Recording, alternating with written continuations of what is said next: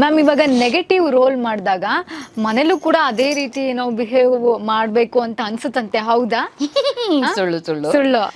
ತುಂಬಾ ಸುಳ್ಳು ಅದು ಪಾಪ. ಸಿ ನಾನು ಈಗ ನನ್ನ ಮನೇಲಿ ಯಾರು ಇಲ್ಲ, ನಾನು ಹೋದ್ರೆ ನನ್ನ ಫೋಟೋಗಳಿದೆ, ಜಿ ಕುಟುಂಬದವ್ರು ಕೊಟ್ಟಿರೋ ಒಂದಷ್ಟು ಅವಾರ್ಡ್ಗಳಿದೆ, ನನ್ನ ಬಾತ್ರೂಮ್ ಇದೆ, ಬೆಡ್ರೂಮ್ ಇದೆ, ಅಡುಗೆ ಮನೆ ಇದೆ, ಅಡುಗೆ ಮನೆ ಪಾತ್ರೆಗಳಿದೆ, ಬಿಟ್ರೆ ನನ್ನ ವಿಂಡೋಸ್ ಕರ್ಟನ್ಗಳಿದೆ, ಆಮೇಲೆ ಇನ್ನೇನು ಒಂದಷ್ಟು ನಾನೇ ಪೇಂಟಿಂಗ್ ಮಾಡಿರೋ ಒಂದಷ್ಟು ಬಾಟಲ್ಗಳಿದೆ, ಒಂದಷ್ಟು ಪೇಪರ್ಗಳಿದೆ, ಬಿಟ್ರೆ ನಾನು ಮಕ್ಳಿಗೆ ಕ್ಲಾಸ್ ಮಾಡೋಕ್ಕೆ ಅಂತ ಒಂದಷ್ಟು ಡೈರಿ ಬುಕ್ಸ್ಗಳು ಇಟ್ಟಿದ್ದೀನಿ, ನಾನು ಓದೋಕ್ಕೆ ಅಂತ ಒಂದಷ್ಟು ಬುಕ್ಸ್, ಇಷ್ಟೇ ಇರೋದು. ಇದೇ ನನ್ನ ಫ್ಯಾಮಿಲಿ. ಇವ್ರ ಜೊತೆ ನಾನು ಏನು ವಿಲನ್ ಇಷ್ಟು ತೋರಿಸ್ಲಿ? ಕಾಮಿಡಿ ಮಾಡ್ಬೋದು ಮೇ ಬಿ. ಏನ್ ನೀನ್ ಇವತ್ತು ಪಾತ್ರೆ ಇಷ್ಟೊಂದು ಬಿದ್ದಿದ್ಯಾ, ಹೆಂಗ್ ತೊಳೆಯೋದು ನಾನು ನಿಂತ್ಕೊಂಡು ಇಷ್ಟೊಂದು ಅಂತ ಮಾಡೋದು ನಾನು ನನ್ನ ಫ್ಯಾಮಿಲಿ ಅಂತ ಹೇಳೋದು. ಬೇರೆ ನನ್ನ ಕೋ ಆರ್ಟಿಸ್ಟ್ಗಳನ್ನ ನಾನು ಗಮನಿಸಿರೋಂಗೆ ಪಾಪ they are not like that, they are so sweet. ಯಾರ್ಯಾರು ಪಾಪ ವಿಲನ್ ಕ್ಯಾರೆಕ್ಟರ್ ಮಾಡ್ತಿದ್ದಾರೋ ಅವರೆಲ್ಲ ಅವ್ರ ಮನೇಲಿ ತದ್ವಿರುದ್ಧ. ಯಾರ್ಯಾರು ಆಕ್ಚುಲಿ ಪಾಸಿಟಿವ್ ಕ್ಯಾರೆಕ್ಟರ್ ಮಾಡ್ತಿರ್ತಾರೋ ಅವರು ತದ್ವಿರುದ್ಧ. ರೌಡಿ ರಂಗಮ್ಮಗಳು, ರೌಡಿ ರಂಗಣ್ಣಗಳಾಗ್ಬಿಟ್ಟಿರ್ತಾರೆ. ಸ್ಕ್ರೀನ್ ಮೇಲೆ ಮಾತ್ರ ತುಂಬಾ ಸಾಧುಗಳು, ಇವರಷ್ಟು ಹೆಲ್ಪಿಂಗ್ ನೇಚರ್ ಯಾರು ಇಲ್ಲಪ್ಪ ಅನ್ನೋ ಥರ ಇರ್ತಾರೆ. ಬಟ್ ಪಾಪ ನಿಜ ಜೀವನದಲ್ಲಿ ಅವ್ರು ತುಂಬಾ ಆರಾಮಾಗಿರ್ತಾರೆ. ಊಟ ಅಮ್ಮ ಮಾಡ್ಕೊಟ್ಟಿದ್ದು ತಿಂತಾ ಇರ್ತಾರೆ.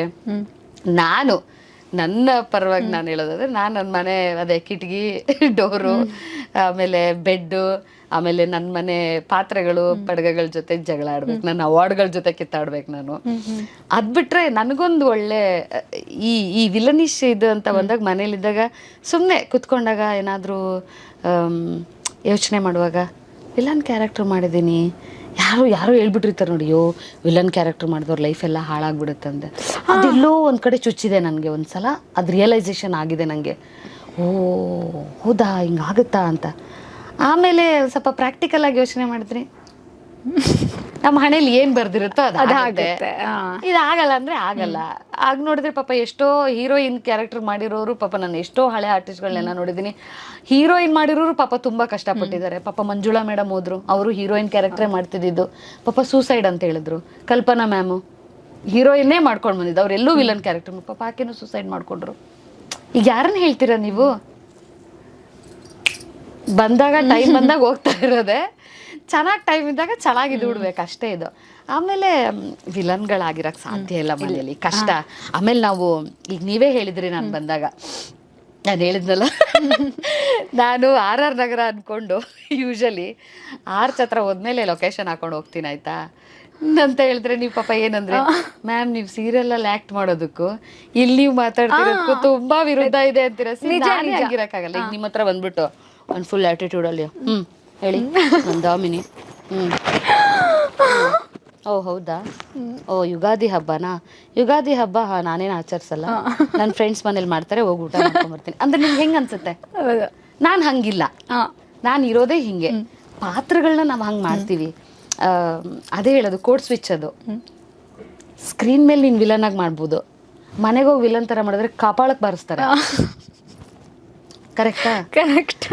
ನಾನೇನು ಮಾಡ್ತೀನಿ, ನನಗೆ ಫ್ಯಾಮಿಲಿ ಅಂತ ಬಂದರೆ ನನ್ನ ಫ್ರೆಂಡ್ಸ್ಗಳ ಜೊತೆ ನನ್ನ ಪಾಪ ಅವರೆಲ್ಲ ಹೇಳೋದು ಏನಂದರೆ, ಸೀತು ನಿನ್ನ ಕ್ಯಾರೆಕ್ಟರ್ಗೆ ವಿರುದ್ಧವಾದ ಪಾತ್ರ ಮಾಡ್ತೀಯಲ್ಲೇ ನೀನು, ನಿನಗೆ ಒಡವೆ ಅಂದರೆ ಇಷ್ಟ ಇಲ್ಲ, ದುಡ್ಡು ಅಂದರೆ ಇಷ್ಟ ಇಲ್ಲ, ಏನಿದೆ ಆಡಂಬರ ಅಂದರೆ ಇಷ್ಟ, ಮನೇಲಂತೂ ನಾನು ಹೆಂಗಿರ್ತೀನಿ ಅಂತ ನೀವು ನನ್ನ ನೋಡೋಕ್ಕೂ ಆಗಲ್ಲ, ಆ ಥರ ಇರ್ತೀನಿ.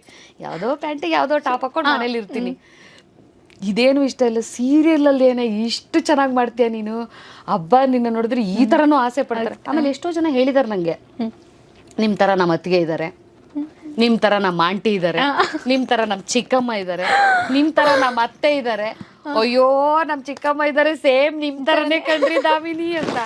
ಆಮೇಲೆ ಅಂಬುಜ ಇವಾಗ ನಾನು ಮಾಡ್ತಿದ್ದೀನಿ, ಅಯ್ಯೋ ನಮ್ಮ ದೊಡ್ಡತ್ತೆ ಸೇಮ್ ನಿಮ್ಮ ಥರನೇ, ಮನೇಲಿ ಏನು ಸಹಿಸಲ್ಲ, ಅವರೇ ಇದು ಮಾಡಬೇಕು ಅಂತ.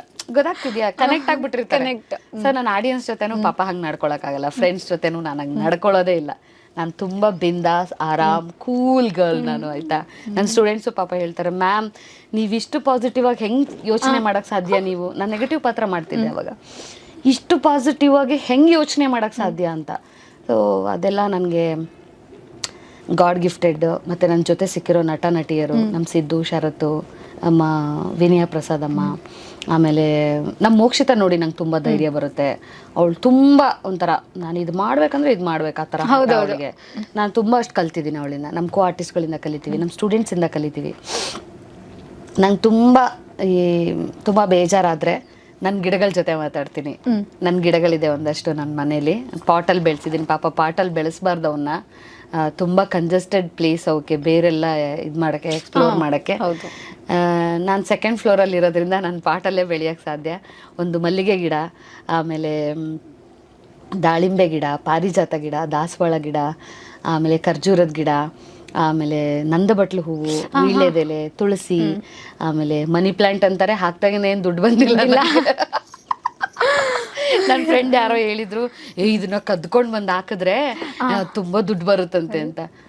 ಮನಿ ಪ್ಲಾಂಟ್ ಕದಿಯೋದೇನಿದೆ, ಪ್ಲಾಂಟ್ ಕದ್ದು ಹಾಕಿದ್ರೆ ಏನು ದುಡ್ಡು ಬರುತ್ತೆ? ನಾನು ಹೌದಾ ನೋಡೋಣ ಅಂತೇಳಿ ಒಂದಿನ ನಾವು ವಾಕಿಂಗ್ ಮಾಡ್ತಾ ಇದ್ವಿ. ನೈಟು ವಾಕಿಂಗ್ ಮಾಡುವಾಗ ಅಲ್ಲಿ ನಮ್ಮದು ಚಪಾತಿ ಮನೆ ಅಂತ ಒಂದು ಹೋಟೆಲ್ ಇದೆ, ಅಲ್ಲಿ ತುಂಬ ಸುಂದರವಾಗಿ ಚಿಗುರಿತ್ತದು ಮನಿ ಪ್ಲಾಂಟ್, ತುಂಬಾ ದೊಡ್ಡ ಎಲೆ.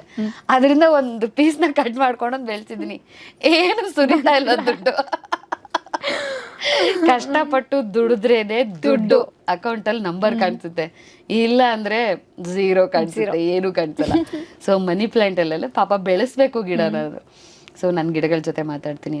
ಕೆಲವೊಂದ್ಸಲ ಒಣಗೋಗಿರ್ತಾರೆ, ಪ್ಲೀಸ್ ಒಣಗಿರ್ಬೇಡಿ, ಚೆನ್ನಾಗಿ. ನೀನು ನನ್ನ ಖುಷಿ ಏನು, ಯುಗಾದಿ ಹಬ್ಬದ ಖುಷಿ ಏನಂದ್ರೆ ನಮ್ಮ ಮಲ್ಲಿಗೆ ಗಿಡ ಬತ್ತೋಗ್ಬಿಟ್ಟಿದ್ಲು ಅವಳು. ಆ್ಯಕ್ಚುಲಿ ಬತ್ತೋಗ್ಬಿಟ್ಟು ಎಲ್ಲ ಪಾಪ ತುಂಬ ಇದಾಗ್ಬಿಟ್ಟಿದ್ಲು. ಯಾಕೆ ಹಿಂಗೆ ಮಾಡ್ತಾ ಇದೆಯಾ ನೀನು, ಹೂ ಬಿಡ್ತಾ ಇಲ್ವಲ್ಲಮ್ಮ? ಇದು ನನಗೆ ಸುಮಾಶಾಸ್ತ್ರಿ ಅಮ್ಮ ಹೇಳ್ಕೊಟ್ಟಿದ್ದು. ಅವ್ರ ತಾಯಿ ಮಾಡ್ತಿದ್ರಂತೆ ಆ ಥರ. ಏನಂದರೆ ಒಂದು ಹಲಸಿನ ಮರ, ಅದು ಪಾಪ ತುಂಬ ಚೆನ್ನಾಗಿ ಹಣ್ಣು ಬಿಡ್ತಿತ್ತಂತೆ. ಒಂದಷ್ಟು ವರ್ಷ ಯಾಕೋ ಹಣ್ಣೇ ಬಿಡ್ತಾ ಇರಲಿಲ್ವಂತೆ. ಯಾಕೋ ಒಂಥರ ಫೀಲ್ ಆಗ್ಬಿಡ್ತಂತೆ. ಇವರಮ್ಮ ಹೋಗ್ಬಿಟ್ಟು ಮರದ ಹತ್ರ ಹಿಂಗೆ ಕೈ ಇಟ್ಬಿಟ್ಟು, ಯಾಕೆ ನಿಂಗೆ ಎಂಥ ಬೇಜಾರಾಯಿತು ಮಗ, ಇಷ್ಟು ಹಣ್ಣು ಬಿಡ್ತಿದ್ಯಲ್ಲ ನೀನು, ಈ ಸಲ ಎಂತಕ್ಕೆ ಬಿಡಲೇ ಇಲ್ವಲ್ಲ, ನೋಡಿ ಎಲ್ಲರೂ ಹೆಂಗೆ ಬಿಟ್ಟಿದ್ದಾರೆ, ಎಂಥ ಬೇಜಾರು ನಿಂಗೆ, ಎಲ್ಲ ನೀರು ಕಮ್ಮಿ ಆಯಿತಾ ಎಂತ ಅಂತೇಳಿ ಹೋಗಿ ಮಾತಾಡ್ಸಿದ್ದು. ನೆಕ್ಸ್ಟ್ ಇಯರ್ಗೆ ಮರ ತುಂಬ ಹಣ್ಣಂತೆ. ನಮ್ಗೆ ಸುಮಾಶಾಸ್ತ್ರಿ ಅಮ್ಮ ಹೇಳಿದ್ದು. ಸೊ ನನಗೆ ಅದು ತಲೆಯಲ್ಲಿರುತ್ತೆ. ಯಾರಾದರೂ ನನಗೆ ಯಾವುದ್ರ ಬಗ್ಗೆ, ಎಸ್ಪೆಷಲಿ ನೇಚರ್ ಬಗ್ಗೆ ನಂಗೆ ತುಂಬ ಲವ್ ಇದೆ. ಅದ್ರ ಬಗ್ಗೆ ಯಾರಾದ್ರಲ್ಲಿ ನಮ್ಗೆ ಸ್ವಲ್ಪ ಕ್ಯೂರಿಯಾಸಿಟಿ ಜಾಸ್ತಿ. ಹೌದಾ, ನಾನು ಟ್ರೈ ಮಾಡ್ತೀನಿ ಅಂತ ಕೂತ್ಕೊಂಡು ಮಾತಾಡೋದು ನಾನು ಮಲ್ಲಿಗೆ ಗಿಡದ ಜೊತೆ. ಎಷ್ಟೊಂದು ಮಲ್ಲಿಗೆ ಹೂ ಬಿಟ್ಟಿದೆ ಅಂದರೆ, ನಾನು ನಿನ್ನೆ ಇನ್ಸ್ಟಾಗ್ರಾಮ್ಗೆ ಹಾಕಿದ್ದೀನಿ ವಿಡಿಯೋ ಮಾಡಿಬಿಟ್ಟು. ಎಲ್ಲರೂ ಅದು ಕಿರ್ಚೋ ಥರದ್ದು ಒಂದಿದೆ ಹೂ ಬಿಟ್ಟಾಗ. ನಮ್ಮ ಮಕ್ಕಳನ್ನ ನಾಯಿ ಮರಿ ಎಲ್ಲ ನೋಡ್ದಾಗ ಮಾಡ್ತೀವಲ್ಲ ಆ ಥರ. ಅಯ್ಯೋ ನಾನೇ ಖುಷಿ, ಯಾರು ಇಲ್ವಲ್ಲ ಹೇಳ್ಕೊಳಕ್ಕೆ, ಅಷ್ಟೇ ಖುಷಿ ಪಡ್ತಾ ಇದ್ದೆ. ಸೊ ಆ ಖುಷಿನ ಶೇರ್ ಮಾಡ್ಕೊಳ್ಳೋಣ ಅಂತ. ತುಂಬ ಮುದ್ದಾಗಿ ಹೂ ಬಿಟ್ಟಿದ್ದಾಳೆ. ಅಯ್ಯೋ ನಾನೆಲ್ಲ ಕಿತ್ತು ಮತ್ತು ದೇವ್ರ ಹತ್ರ ಇಟ್ಬಿಟ್ಟು ಬಂದಿದ್ದೀನಿ ಹೂನ. ಹಾಂ ತುಂಬ ಖುಷಿ. ಇದೆ.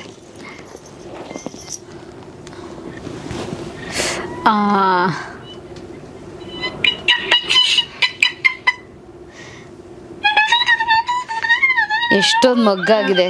ಚಿಕ್ಕ ಗಿಡ ಅದು ಪಾಪ, ತುಂಬ ಚಿಕ್ಕ ಗಿಡ. ನೋಡಿ ಎಷ್ಟು ಮೊಗ್ಗಾಗಿದೆ ಅಂತ. ತುಂಬ ಚಿಕ್ಕ ಗಿಡ ಕಾಣಿಸ್ತಾ? ಸೊ ಬಿಟ್ಟಿದ್ದು ನಾನು ನೀರು ಹಾಕ್ತೀನಿ ಡೈಲಿ, ಅವಳಿಗೆ ಹೊಸ ಮಣ್ಣು ಹಾಕ್ತೀನಿ. ಎಲ್ಲರಿಗೂ ಪಾಪ ಎಲ್ಲ ಗಿಡಗಳನ್ನೂ ಸಮನಾಗಿ ಟ್ರೀಟ್ ಮಾಡ್ತೀನಿ. ಆಮೇಲೆ ಇದ್ರೂ ಹೂ ಬಿಡುತ್ತೆ, ಏನದು ದೊಡ್ಡದು ರಾತ್ರಿ ಮಾತ್ರ ಅರಳುತ್ತಲ್ಲ, ವಿಷ್ಣು ಇದರಿಂದ, ಬ್ರಹ್ಮಕಮಲ. ಅಯ್ಯೋ ವಾಟ್ ಅ ಬ್ಯೂಟಿಫುಲ್ ಫ್ಲವರ್. ಅದು ಸ್ಮೆಲ್ ಪಾಪ, ಸ್ಮೆಲ್ಲು ಕೂಡ ಅರಳುತ್ತೆ. ಎಷ್ಟೊಂದು ಹೂ ಬಿಟ್ಟಿತ್ತು, ಈ ಸಲ ಚಿಗುರಿದೆ. ಸೊ ನನಗೆ ಪ್ರಕೃತಿ, nature, I am nature lover, ತುಂಬ ಪ್ರೀತಿ ನನಗೆ. ಸೊ ನಂಗೆ ಏನಾದರೂ ಬೇಜಾರಾದರೆ, ಏನಾದರೂ ಸ್ವಲ್ಪ ಲೋ ಫೀಲ್ ಆಗ್ತಿದ್ದೀನಿ ಅಂದರೆ ಅವ್ರ ಹತ್ರ ಕುತ್ಕೊಂಡು ಮಾತಾಡ್ತೀನಿ. ನನಗೆ ಹಿಂಗಾಗಿದೆ ಈ ಥರ ಅಂತ. So they are good. No reply ಅಲ್ವಾ, ಆರಾಮಾಗಿರ್ಬೋದು ಹಾಗೆ. ಮ್ಯಾಮ್ ಇವಾಗ ಒಂದು ಡೇರ್ ನಿಮಗೆ, ಓಕೆನಾ? ಟ್ರೈ. ಓಕೆ, ಮೋಕ್ಷಿತಾ ಅವರಿಗೆ ಕಾಲ್ ಮಾಡಿ ಹಬ್ಬಕ್ಕೆ ವಿಶ್ ಮಾಡಬೇಕು. ಮೋಕ್ಷಿ, ಓಕೆ, ಹ್ಯಾಪಿ ಯುಗಾದಿ ಅಂತನಾ? ಎಲ್ಲಿದ್ದಾರೆ, ಏನ್ ಮಾಡ್ತಿದ್ದಾರೆ, ಹೆಂಗೆ? ಫೋನ್ ಪಿಕ್ ಮಾಡ್ತಾಳ ನೋಡ್ಬೇಕು. ಅವ್ರು ಟ್ರಾವೆಲಿಂಗ್ ಅಲ್ಲಿ ಇದ್ದೀನಿ ಅಂತ ಹೇಳಿದ್ರು ನಮಗೆ ಮೊನ್ನೆ. I'll try.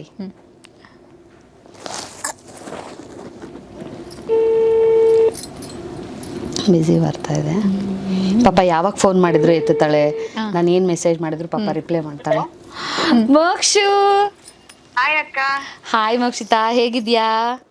ನಾನ್ ಚೆನ್ನಾಗಿದ್ದೀನಿ ಅಕ್ಕ, ನೀವ್ ಹೇಗಿದ್ದೀರಾ? ಎಸ್, ನಾನು ಚೆನ್ನಾಗಿದ್ದೀನಿ. ತುಂಬ ಚೆನ್ನಾಗಿದೆ ರೀಲ್ಸ್ ಎಲ್ಲ. ನಂಗೆ ಸಖತ್ ಖುಷಿ ಆಗ್ತಿದೆ ನೋಡೋಕ್ಕೆ.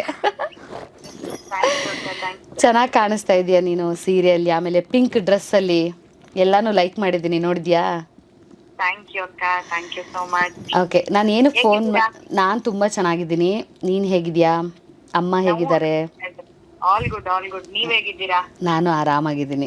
ಹೆಂಗ್ ನಡೀತಿದೆ ಪ್ರಾಜೆಕ್ಟ್ ಎಲ್ಲ? ಹಾಂ, ನಡೀತಿದೆ ಮೋಕ್ಷು, ಹಂಗೆ ಆರಾಮಾಗಿ ಅಲ್ಲದೆ ಆರಾಮಾಗಿ. ಗೊತ್ತಲ್ವಾ, ಅದ್ರ ಬಗ್ಗೆ ನಾವು ಜಾಸ್ತಿ ಹೇಳೋಕ್ಕಾಗಲ್ಲ. ನಾನು ಏನಕ್ಕೆ ಫೋನ್ ಮಾಡಿದೆ ಅಂದರೆ, ಈ ಸಂಜೆ ಒಂದು ನಾನು ಇಂಟರ್ವ್ಯೂಗೆ ಬಂದಿದ್ದೀನಿ ಇಲ್ಲಿ. ಸೊ ಇವಾಗ ಲೌಡ್ ಸ್ಪೀಕರ್ ಹಾಕ್ತೀನಿ, ಒಂದು ನಿಮಿಷ ಹಾಕ್ತೀನಿ. ಸೊ ಏನಂದರೆ, ನಿನಗೆ ಅವ್ರು ನನಗೆ ಡೇರ್ ಕೊಟ್ಟಿದ್ರು. ಏನಂದರೆ, ನಾನು ನಿನಗೆ ಫೋನ್ ಮಾಡಿ ಹಬ್ಬದ ವಿಶ್ ಮಾಡಬೇಕು ಅಂತ. ಸೊ ಅದಕ್ಕೆ ಪಾಪ ನೀನು ಬ್ಯುಸಿ ಇರ್ತೀಯೋ ಎತ್ತುತ್ತೀಯೋ ಇಲ್ವೋ ಅಂತ ನಾನು ಮೊದಲೇ ಹೇಳಿದ್ದೆ ಅವ್ರಿಗೆ. ನನ್ನ ಪುಣ್ಯಕ್ಕೆ ನೀನು ರಿಸೀವ್ ಮಾಡಿದೆ. ಥ್ಯಾಂಕ್ ಯು ಸೋ ಮಚ್, ಆಯಿತಾ? ಪಾಪ ನಾನು ಯಾವಾಗ ಫೋನ್ ಮಾಡಿದ್ರು ಎತ್ತಿದ್ದಾಳೆ. ಪಾಪ ಇಲ್ಲ ಅಂದರೆ ಅವಳೇ ವಾಪಸ್ ಮಾಡ್ತಾಳೆ, that for sure. Happy Ugadi Mokshu. ಈ ಹೊಸ ವರ್ಷ ಈ ಯುಗಾದಿ ನೀನು ಅಂದ್ಕೊಂಡಿರೋದು ಎಲ್ಲದನ್ನೂ ಕೊಡಲಿ. ನೀನು ಯಾವಾಗಲೂ ಖುಷಿಯಾಗಿ ಹ್ಯಾಪಿಯಾಗಿರೋ, ಬಿಂದಾಸಾಗಿರೋ. ಮೋಕ್ಷಿತಾ ಅವರೇ, ಥ್ಯಾಂಕ್ ಯು ಮಾ.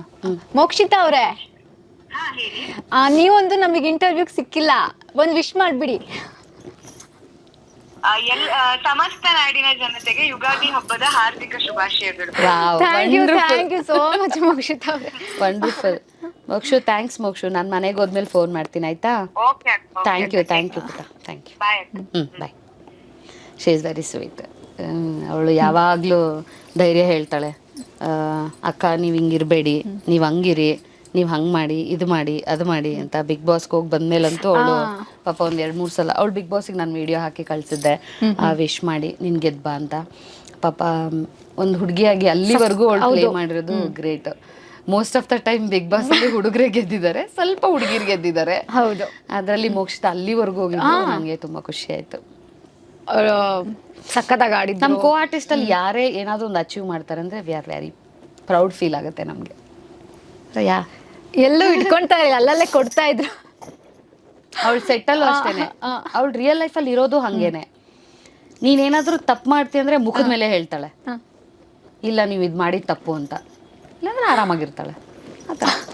ಅವಳೇನು ಯೋಚನೆ ಮಾಡಲ್ಲ. ಆದ್ರೆ ಯೋಚನೆ ಮಾಡಿ ಕೆಲವ್ರು ಇರ್ತಾರೆ ಪಾಪ ಹೇಳಲ್ಲ, ಅವ್ರು ಕೆಲವ್ರು ಹೆದರ್ಕೋತಾರೆ, ಇನ್ ಕೆಲವರು ಹಿಂಜರಿತಾರೆ. ಇವಳು ಅದೆಲ್ಲ ಏನಿಲ್ಲ, ನೀನ್ ಮಾಡಿ ತಪ್ಪು ಅರ್ಥ ಆಯ್ತಾ ಪಾಪ. ಮ್ಯಾಮ್, ಇವಾಗ ನಿಮಗೆ ಆಕ್ಟಿಂಗ್ ಅಂತ ಬಂದಾಗ ನಮ್ಮ ಇಂಡಸ್ಟ್ರಿಯಲ್ಲಿ ಯಾರು ತುಂಬಾ ಪ್ರಭಾವ ಬೀರಿದವರು? ಆಕ್ಟಿಂಗ್ ವಿಷಯದಲ್ಲಿ ನಮ್ಮ ಕನ್ನಡ ಇಂಡಸ್ಟ್ರಿ ಅಥವಾ ಕನ್ನಡ ಇಂಡಸ್ಟ್ರಿಯಲ್ಲಿ? ಆ್ಯಕ್ಚುಲಿ ನನಗೆ ಆ್ಯಕ್ಟಿಂಗಿಗೆ ಪ್ರಭಾವ ಬೀರಿದ್ದು ನನ್ನ ಥಿಯೇಟ್ರಿಂದ. ಹನುಮಕ್ಕ ಅಂತ ರಂಗಭೂಮಿಯ ನಟಿ, ಧೀಮಂತ ನಟಿ ಆಕೆ. ಎಲ್ಲ ಪಾತ್ರವನ್ನು ಲೀಲಾಜಾಲವಾಗಿ ಮಾಡ್ತಿದ್ದಂಥ ನಟಿ ಆಕೆ. ಫಸ್ಟ್ ಇಂಪ್ರೆಷನ್ ಅವ್ರು ನನಗೆ, ಫಸ್ಟ್ ಇಂಪ್ರೆಷನ್ ಆಕೆ. ಆಕೆನ ಸ್ಟೇಜ್ ಮೇಲೆ ನೋಡಿದ್ರೆ ಪುರಂದರದಾಸರ ಕ್ಯಾರೆಕ್ಟರ್ ಮಾಡ್ತಾಳ, ರಾಣಿ ಕ್ಯಾರೆಕ್ಟರ್ ಮಾಡ್ತಾಳ ಅಂದರೆ ಹಿಂಗೆ ಚೇಂಜ್ ಆಗೋಳು. ಅವಕ್ಕ ಹನುಮಕ್ಕ ಅಂತ ನಮ್ಮನ್ನೆಲ್ಲ ತಾಯಿ ಥರನೇ ನೋಡ್ಕೊಂಡಿದ್ದಾರೆ. ಹೆಲ್ತ್ ಸ್ವಲ್ಪ ಅಪ್ಸೆಟ್ ಆಗಿದೆ ಈಗ, ಯಾಕೆ ಹುಷಾರಾಗಬೇಕು. ರಂಗಭೂಮಿಲಿ ಅವಳು ನನಗೆ ಇನ್ಸ್ಪಿರೇಷನ್. ಇಂಡಸ್ಟ್ರಿಗೆ ಬಂದಮೇಲೆ ನಟನೆಯಲ್ಲಿ ನನಗೆ ಇಂಪ್ರೆಷನ್ ಆಗಿದ್ಯಾರು? ಉಮಾಶ್ರೀ ಅಮ್ಮ. ನನಗೆ ಗೊತ್ತಿರಲಿಲ್ಲ, ನಾನು ಯಾಕಂದರೆ ಕನ್ನಡ ಸಿನಿಮಾಗಳನ್ನ ನೋಡ್ತಿರ್ಲಿಲ್ಲ. ನಾನು ಇಂಡಸ್ಟ್ರಿಗೆ ಬಂದಮೇಲೆ ಸಿನಿಮಾಗಳನ್ನ ನೋಡ್ತಾ ಇರೋದು. ಅದರಲ್ಲೂ ಜಾಸ್ತಿ ಉಮಾಶ್ರೀ ಅಮ್ಮಂದೇ ನೋಡಿದೆ. ಯಾಕೆ ಗೊತ್ತಾ? ನನ್ನನ್ನೆಲ್ಲರೂ ಥಿಯೇಟ್ರಲ್ಲಿ ಮತ್ತು ಸಿನಿಮಾದಲ್ಲಿ ಮಿನಿ ಉಮಾಶ್ರೀ ಅಂತ ಕರೆಯೋದು. ಹೌದು, ನಿಜ ಅದು. ಯಾಕೆ ಮಿನಿ ಉಮಾಶ್ರೀ, ಮಿನಿ ಉಮಕ್ಕ ಅಂತ ಕರೀತಾರೆ ಅಂತ ನಾನು ಅವ್ರ ಸಿನಿಮಾಗಳನ್ನೆಲ್ಲ ನೋಡಿದೆ. ಎಲ್ಲ ಕೋತೆಗಳು ಸರ್, ಕುರಿಗಳು ಸರ್, ಆಮೇಲೆ ತುಂಬ ಸಿನಿಮಾಗಳು ನೋಡಿದೆ ನಾನು ಅವ್ರದ್ದು. ಆಮೇಲೆ ಪುಟ್ನಂಜ, ಹಬ್ಬ ಆ ಏಜಿಗೆ ಅಂಥ ನಟನೆ ಸಾಧ್ಯನೇ ಇಲ್ಲ. ಅವ್ರನ್ನ ಕಂಪೇರ್ ಮಾಡಿ ಕೇಳ್ತಾರೆ, ನೀವು ಉಮಾಶ್ರೀ ಥರ ಆ್ಯಕ್ಟ್ ಮಾಡ್ತೀರಾ ಕಣ್ರಿ ಅಂತ. ಸೊ ನಾನು ಅದಕ್ಕೆ ತುಂಬ ಪ್ರೌಡ್ ಫೀಲ್ ಆಗಿ ನಾನು ಅವ್ರ ಸಿನಿಮಾಗಳನ್ನೆಲ್ಲ ನೋಡಿದೆ. ಉಮಾಶ್ರೀ ಅಮ್ಮ ಆ್ಯಕ್ಟಿಂಗಲ್ಲಿ ಅದ್ಭುತ ಅನ್ನಿಸ್ತು ನನಗೆ. ಅವರು ನನಗೆ ಇನ್ಸ್ಪಿರೇಷನ್ನು ಇದಕ್ಕೆ, ಆ್ಯಕ್ಟಿಂಗಿಗೆ. ಅವ್ರ ಜೊತೆಗೆ ಸೀರಿಯಲ್ ಇಂಡಸ್ಟ್ರಿಯಲ್ಲಿ, ಯಾಕಂದರೆ ಎಲ್ಲ ಆರ್ಟಿಸ್ಟ್ಗಳು ತುಂಬ ಚೆನ್ನಾಗಿ ಮಾಡ್ತಾರೆ, ಅದ್ಭುತ ನಟರು ಎಲ್ಲರೂ. ಆಮೇಲೆ ವಿನಯ ಪ್ರಸಾದಮ್ಮ ನನಗೆ ತುಂಬ ಇಷ್ಟ ಆಗ್ತಾರೆ. ನಾನು ಅವ್ರನ್ನ ತುಂಬ ಇನ್ಸ್ಪಿರೇಷನ್ ಆಗಿ ತೊಗೊಂಡಿದ್ದೀನಿ. ಕ್ಯಾಮ್ರಾ ಮುಂದೆ ಹೆಂಗೆ ನಟಿಸ್ಬೇಕು ಅಂತ, ಎಷ್ಟು ನಟಿಸ್ಬೇಕು, ಆಕೆ ತುಂಬ ಚೆನ್ನಾಗಿದ್ದು ಮಾಡ್ತಾರೆ.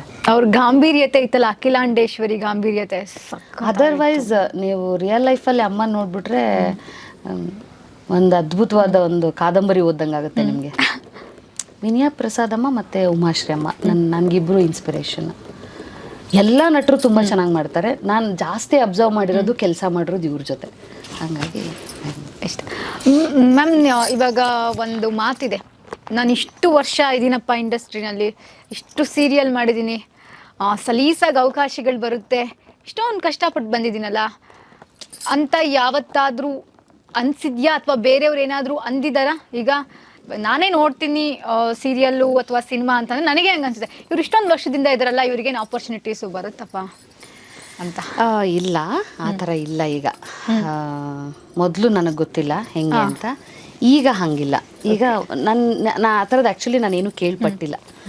ಆ್ಯಕ್ಚುಲಿ ನಾನೇನು ಆ ಥರದ್ದೆಲ್ಲ ಕೇಳ್ಪಟ್ಟಿಲ್ಲ.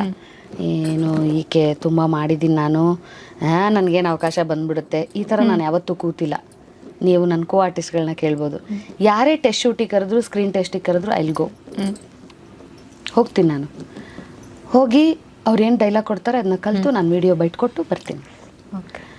ಬಂದಿದ್ದೀನಿ ಕೂಡ. ಇತ್ತೀಚೆಗೆ ಒಂದು 7-8 ವರ್ಷದಿಂದ ನನಗೆ ಸೀನಿಯರ್ ಒಬ್ಬರು 2-3 ಜನ ಆರ್ಟಿಸ್ಟ್ ಹೇಳಿದ್ರು, ಸಿತಾರಾ ನಿಮ್ಮನ್ನೊಂದು ಸೀರಿಯಲ್ಗೆ ನಾನು ರೆಫರ್ ಮಾಡಿದೆ, ನಿಮ್ಮ ಪೇಮೆಂಟ್ ಜಾಸ್ತಿ ಅಂತ ಹೇಳ್ಬಿಟ್ರು ಅವರು ಅಂತ. ಪೇಮೆಂಟ್ ಜಾಸ್ತಿ? ನಾನು 25-30 ಸಾವಿರ ತಗೊಳಕ್ಕಾಗುತ್ತಾ? ಇಲ್ಲಿ ಕೊಡ್ತಾರಾ ನಮಗೆ? ಖಂಡಿತ ಇಲ್ಲ, ಚಾನ್ಸೇ ಇಲ್ಲ. ಕೊಡೋದೇ ಒಂದು 5-10ರಲ್ಲಿ, ನಮಗೆ ಅಲ್ಲರಲ್ಲೂ ಒಂಥರ ತರಕಾರಿ ವ್ಯಾಪಾರ ಥರ. ಅಯ್ಯೋ ಇಲ್ಲ, ಇಷ್ಟೊಂದಾಗಲ್ಲ ಅಷ್ಟೊಂದಾಗಲ್ಲ ಪಾಪ ಹೇಳೇ ಹೇಳ್ತಾರೆ. ಬಿಕಾಸ್ ಅವ್ರ ಕಡೆಯಿಂದನೂ ಯೋಚನೆ ಮಾಡಿದ್ರೆ ಅವ್ರು ಮಾತಾಡೋದು ಕರೆಕ್ಟೇ. ನಮ್ಮ ಕಡೆಯಿಂದ ನಾವು ಯೋಚನೆ ಮಾಡಬೇಕಲ್ಲ. ಆ್ಯಕ್ಟಿಂಗ್ ಮಾಡ್ತೀವಿ, ನಮ್ಮ ಟೈಮ್ ಕೊಡ್ತೀವಿ, ಎಲ್ಲ ಮಾಡ್ತೀವಿ. ನಾವು ಹಂಗಾದ್ರೆ ಬಿಸ್ನೆಸ್ ಸಿಕ್ಕಲ್ಲ ಯೋಚನೆ ಮಾಡ್ಬೋದಲ್ಲ. ನಾನು ಇಷ್ಟು ಅವರ್ ಮಾಡ್ತೀನಿ, ನನಗೆ ಇಷ್ಟು ಪೇ ಮಾಡಬೇಕು ಅಂತ ನಾವು ಹೇಳೋಕ್ಕಾಗತ್ತಾ? ಚಾನ್ಸೇ ಇಲ್ಲ. ಅದನ್ನು ಯಾರು ಮಾಡ್ತಾರೆ ಅಂದರೆ, ಇವರೇ ಬೇಕು ಅಂತೇಳಿ ಅವ್ರನ್ನ ಒಂದಷ್ಟು ಜನನ ಕ್ಯಾಟಗರೀಸ್ಗಳನ್ನ ಏನು ಮಾಡ್ತಾರೆ, ಇಟ್ಕೋತಾರೆ ನೋಡಿ, ಅವ್ರು ಡಿಮ್ಯಾಂಡ್ ಮಾಡ್ತಾರೆ. ನೀವು ಇಷ್ಟು ಕೊಟ್ಟರೆ ನಾವು ಬರ್ತೀವಿ, ಇಲ್ಲಾಂದರೆ ಬರಲ್ಲ. ನಾವು ಡಿಮ್ಯಾಂಡ್ ಮಾಡೋಕ್ಕಾಗಲ್ಲ. ನಾನು ಇಲ್ಲಿವರೆಗೂ ಮಾಡಿಲ್ಲ. ಅದು ಹೆಂಗೆ ನಮ್ಮವ್ರು ಹೆಂಗೆ ಹಂಗೆ ಯೋಚನೆ ಮಾಡಿಬಿಡ್ತಾರೆ ಅಂತ ಗೊತ್ತಿಲ್ಲ. ಅವ್ರು ಇಷ್ಟೊಂದು ಎಕ್ಸ್ಪೀರಿಯನ್ಸ್ ಇದೆ, ಆರ್ಟಿಸ್ಟ್ ಇದ್ದಾರೆ, ತುಂಬ ಕಾಸ್ಟ್ಲಿ ಇರಬೇಕು ಅಂತ ಕೇಳಿದರೆ ತಾನೇ ಗೊತ್ತಾಗೋದು ನಾನು ಎಷ್ಟು ಹೇಳ್ತೀನಿ ಅಂತ. ಇಲ್ಲಾಂದರೆ ಹೆಂಗೆ ಗೊತ್ತಾಗುತ್ತೆ? ಅದು ಒಂದು ನನಗೆ ಇಷ್ಟ ಆಗಲಿಲ್ಲ. ಅಂದರೆ ಒಬ್ಬ ವ್ಯಕ್ತಿ ಜೊತೆ ಮಾತಾಡದೆ ನೀನು ಆ ವ್ಯಕ್ತಿ ಬಗ್ಗೆ ಡಿಸೈಡ್ ಮಾಡಬಾರ್ದು. ಹೌದು, ಇದು ತಪ್ಪು ಇದೊಂದು ವಿಷಯದಲ್ಲಿ. ಅದರ್ವೈಸ್ ನಾನು ಯಾರೇ ಆಡಿಷನಿಗೆ ಕರೆದ್ರು ನನ್ನ ಸ್ಟೂಡೆಂಟ್ಸ್ ಎಲ್ಲರೂ ಕಳಿಸ್ತೀನಿ, ನನ್ನ ಫ್ರೆಂಡ್ಸ್ ಎಲ್ಲರೂ ಪ್ರೊಫೈಲ್ ಕಳಿಸ್ತೀನಿ, ಎಲ್ಲ ಫೋಟೋಸ್ನೂ ಕಳಿಸ್ತೀನಿ. ಆಮೇಲೆ ನಾನು ಹೋಗಿ ಮಾಡಿ ಬಂದಿರ್ತೀನಿ. ನಾನು ಯಾವತ್ತೂ ಇಲ್ಲ ನಾನು ಇಷ್ಟು ವರ್ಷ ಮಾಡಿದ್ದೀನಿ, ನನಗೆ ಎಕ್ಸ್ಪೀರಿಯನ್ಸ್ ಇದೆ, ನನ್ನ ಫೋಟೋ ನೋಡಿದ ತಕ್ಷಣ ಚಾನ್ಸ್ ಕೊಡ್ತಾರೆ, ಈ ಥರ ನಾನು ಯಾವತ್ತೂ ಕೂತಿಲ್ಲ. ಸರ್ ಬರಬೇಕಾ, ನನ್ನ ಫೋಟೋಸ್ ಕಳಿಸ್ಬೇಕಾ? ಇಲ್ಲ ಮೇಡಮ್, ನೀವು ಗೊತ್ತು ನಮಗೆ ನೀವು ಹೆಂಗೆ ಅಭಿನಯಿಸ್ತೀರ ಅಂತ ಪಾಪ ಅವರೇ ಹೇಳಿದ್ದಾರೆ. ಕೆಲವು ಪ್ರೊಡ್ಯೂಸರ್ ಹೇಳಿದ್ದಾರೆ, ಕೆಲವು ಡೈರೆಕ್ಟ್ರ್ ಹೇಳಿದ್ದಾರೆ. ಆ ಥರ ಏನು ಫೀಲ್ ಆಗಿಲ್ಲ, ಬಟ್ ಈ ಥರ ಫೀಲ್ ಆಗಿದೆ.